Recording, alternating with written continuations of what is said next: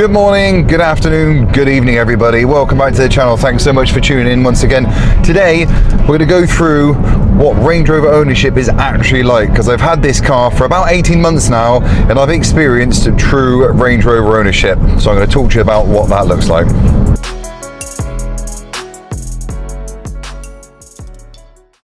So today we're going to summarise what 18 months of Range Rover ownership looks like. This is based on my personal car, which is a 2015 Range Rover Sport SD V6 HSE that I bought, like I say, some 18 months ago. I've done probably 10, 12, maybe 15,000 miles in this car now, and as I said in the intro, I've experienced the Range Rover in its entirety, because it hasn't been free to run over the last 18 months, to say the least. But I think first of all, let's summarise the car in itself. So as I said, I picked this car up 18 months ago for less than £20,000, which I said in one of my other videos, I think is an absolute bargain, because you get so much car for the money, you can't deny it. From the outside in, under the bonnet, features, creature comforts, it's a load of car, that's undeniable. Now, does that mean you should buy one? Definitely not. Only you have to have the right mindset to embark on a journey in one of these cars, because that's what it is. Owning a Range Rover is an experience, and not always a pleasant one, but if you're the right person for it, you generally can walk away with what I think is just so much car for the money. So summarise the car in its entirety then. A good looking car still looks fairly modern, nice to look at on the outside. Granted, there's far better combinations than the car I have. The blue with the silver, smaller wheels and stuff is probably about the most basic package you can get put together, I expect, in terms of Range Rover Sport territory.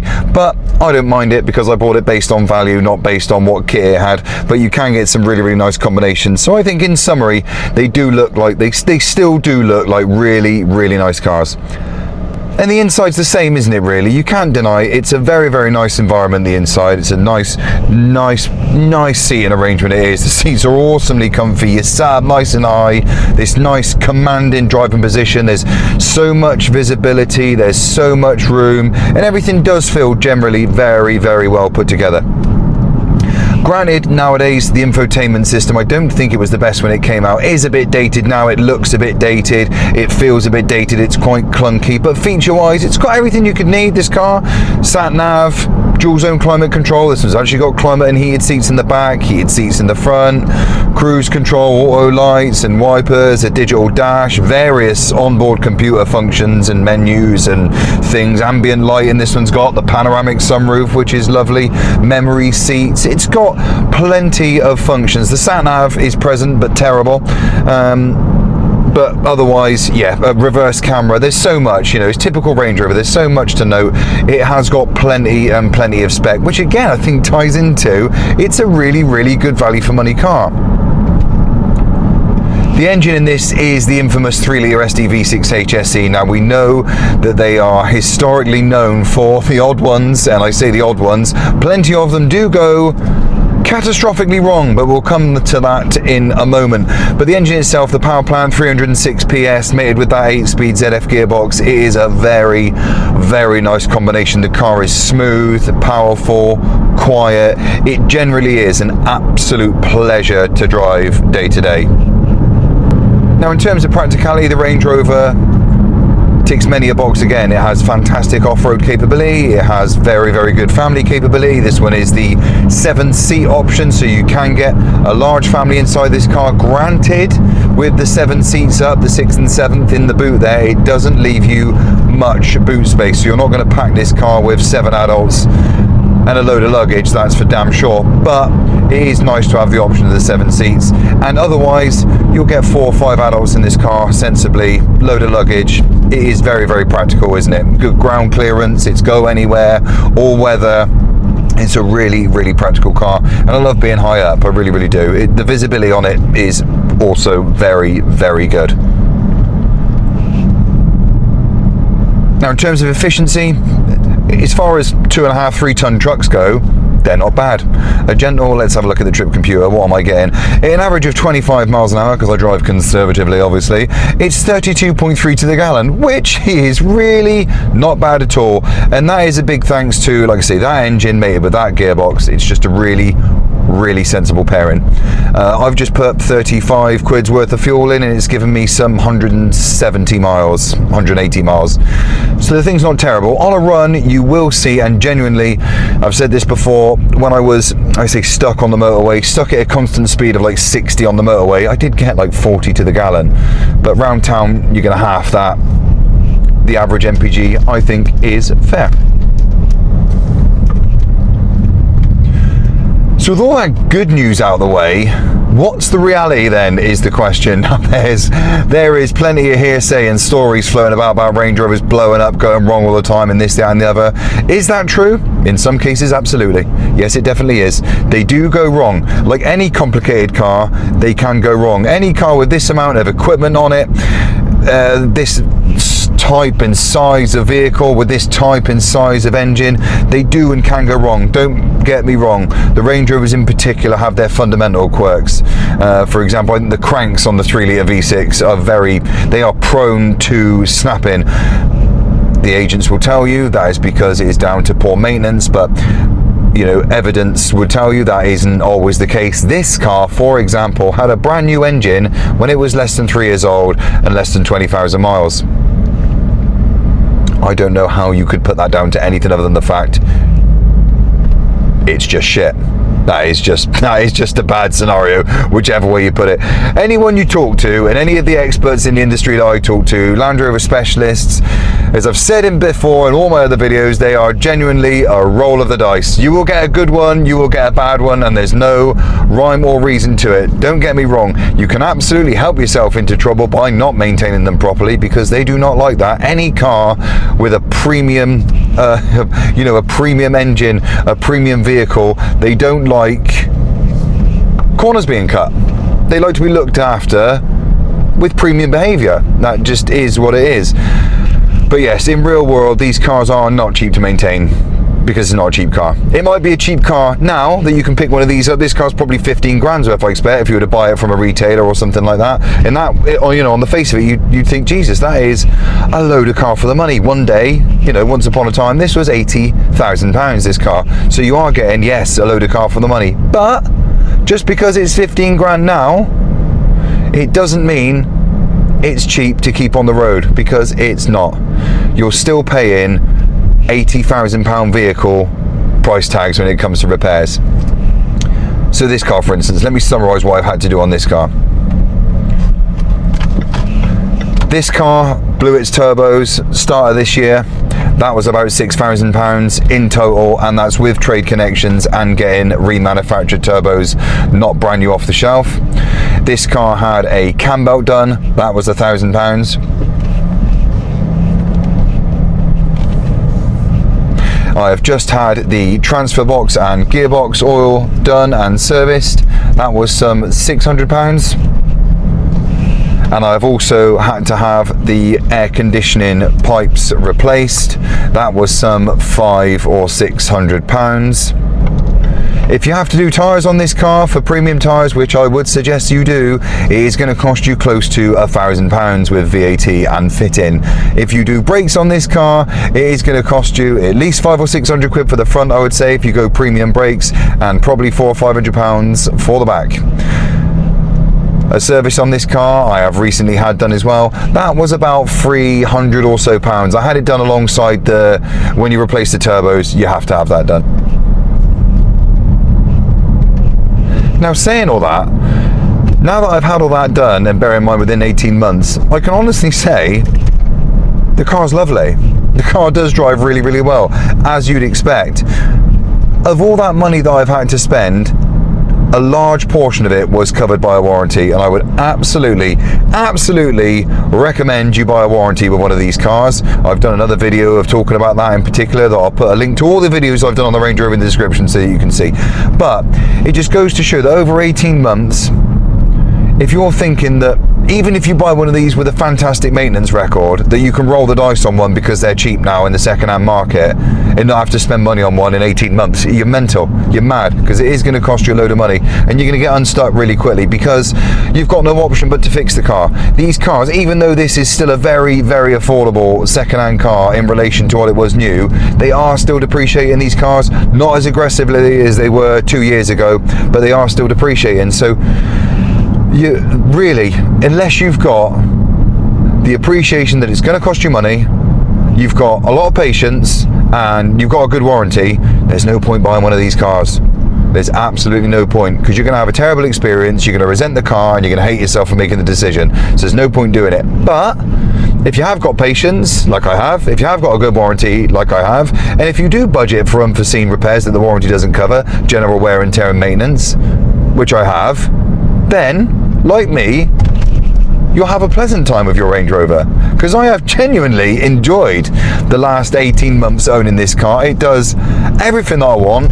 It's great for the little one. We can chuck all the stuff in the back that he needs. If I've got to do a tip run or go down the unit or something, I need to pick up tools or drop off sets of wheels, it all goes in this easy. And when I want to drive it on a commute anywhere, it's just such a nice and easy car to drive. It floats down the road. It doesn't matter if it's torrential rain, it doesn't matter if it's gravelly, it doesn't matter if I have to go down a farm track. The car just handles everything. It is lovely, it really is. But, and I appreciate, I say but, it isn't for everyone, and I appreciate it's not. And there's loads, all the videos I do of these cars, people go, oh, you're mad, they're not worth the money, they're rubbish Range Rovers, they break down all the time, why do people buy them? It's like, well, geez, try some of its competitors. The Porsche Cayenne, they cost you a load of money, they go wrong. Audi Q7s, I've had them go wrong majorly, and they cost a shit ton of money. Anything of this category of premiumness and things that, you know, it's got 2 turbos, a big engine, you know, it's all going to cost a lot of money if and when it goes wrong. But I also know people with Range Rovers that have never had a problem. The grey one I had that for 14 months, it never went wrong. Actually, I think I did a thermostat. It was like 80 quid, but otherwise, never went wrong. Didn't have to do anything to it. I serviced it and put tyres on it, but didn't have to do anything. The turbos, nothing went wrong with that car. So I don't think it's fair to judge people that like these cars and say that they're idiots and why do they bother wasting their money on these cars. Because to be quite frank, the type of people that buy these cars, especially new, don't give a shit if they cost money. They just want it because it's great when it's good. And when when these cars are on form, there is nothing like them. There's nothing like them for the money. I think they outperform the X5s, the SQ7s, the Q7s even, the Porsche Cayennes. They just feel different, the Range Rover. They are, in my opinion, the best one, and that's why people do it. That's why I've done it. That's why people buy them new, because the fact that they might go wrong and they might cost them money, they just don't give a shit because they appreciate it. And I think if that's the case, I think it's a great car to buy. I love my Range Rover. But yes, if you don't share that opinion, and you know, trouble-free motoring is something that you yearn for, which is fine. I don't think it's really realistic these days, but fine. If low maintenance is what you want, fine. If not having a big premium SUV off-road is not what you want, fine. That's fine. I'm not going to judge you for that, so you shouldn't judge me or anyone else that has one of these cars for the reasons that we have them. That's it. I think that's fair. So I guess 18 months down the line, the question is, am I still happy with the car? Do I regret anything I did? I pretty much alluded to it all just now, didn't I? Yes, I am still happy. No, I don't regret it. Don't get me wrong. Even though I have got patience and I understand these cars and I've got a warranty and I budget for things, it did start to get me down because everything came at once. The turbos went, then the aircon went, and I just thought, bloody hell, is this ever going to end? It did end. I got the car back, I'm in it now, the aircon's ice cold, the car pulls like a train. So yeah, it does grate on you, and that's why I say and I infuse, if that style of motoring's not for you, don't buy one of these cars. And my advice to anyone that takes that on board and is happy to understand that could happen, it isn't a given, but could happen, anyone that's happy to take that on board and still pursue one of these cars, you've got to do your due diligence. As I said in one of the other videos, you've got to buy one with the best maintenance record possible. I would buy one from a reputable place with a very good warranty attached to it, and I wouldn't skimp on anything. I definitely wouldn't. Plus, I tell you, I think the biggest problem with people that pick these up second-hand is their expectations. They don't meet their own expectations, in the sense that you buy a car that's done 70 or 80,000 miles and you're flabbergasted and shocked and angry that at 80, 90,000 miles the turbos need doing. Disgusting. Someone sold me a bad car. I've only had it 6 months, I've only done 4,000 miles. Well, no, the car doesn't know that. All the car knows is it's 10 years old and it's done 80,000 miles. That is obvious. You are obviously in the realms of having to spend money soon on things, because things don't last forever. Everything has a shelf life. The injectors have a shelf life, the turbos have a shelf life, the DPF does, the EGR valve does. Everything, just like brakes and tyres, it all has a shelf life. For someone to anticipate buying one of these cars 10 years old, or not even 10 years old, 6, 7, 5, 8, 9 years old, 60, 70, 80, 90,000 miles on, just because they buy it and it's new to them, the expectation that it shouldn't go wrong for several years is, I'm afraid, ludicrous. You've got to manage your own expectations, and that is the biggest upset I see with people that embark on a journey in buying a premium second-hand car, is that you see them complain, like I just said, 6 months down the line when something goes wrong. No one knows that something's going to go wrong 6 down the line, or in the most case they don't. No one knows that. No one knows the turbos are going to blow in 4,000 miles in 6 months. You can't preempt that. But is it in keeping with the car's age and mileage? If it is, it's sensible to expect that has happened, and I don't think you can be angry at anybody. The only grounds for being angry, I think, is that if, and I'm trying to phrase this correctly, if something like that does happen and you've got an after sales facility in place, i.e. an extended warranty, or it should be covered under warranty, then you are dealt with fairly, promptly and appropriately. That's fair. If it comes to that situation and then, after sales they're trying to fob you off, not answering the phone, not returning your calls, then that is justified for frustration, definitely, and it puts a damper on the whole experience. People that go through that, I cannot condone that behaviour. I'm sorry that people do go through that. It's horrible. It shouldn't happen. That's definitely grounds for being frustrated. But to be mad at the car and judge it because a used vehicle several years old with tens of thousands of miles on it has decided to go wrong, that's not out of the ordinary. It's perfectly justified, in fact. Might be bad timing, but it's not a bad car just because of it. So in summary, I hope that comes across as intended, which was just open and honest and fair, because I want people to enjoy these cars, and I think, if you know what you're looking for and you go into ownership with the right mindset, then you will, but if you don't, you won't. So I just want to bring reality to light for people, I think. Like I said, to summarise, I'm happy, wouldn't change a thing. As far as I'm concerned, I'll always have a Range Rover because they're fantastic. I love them. And I think that's probably a fair place to end the video, right? So I'll say thanks so much if you're watching. Please smash the like button for me. Really helps the channel out. Drop your comments down below. I know there's going to be some. I'm looking forward to them. I will do my best to read them all and respond to as many as I can. Let me know what you think of the video. Let me know what you think of Range Rovers. We're thick-skinned over here.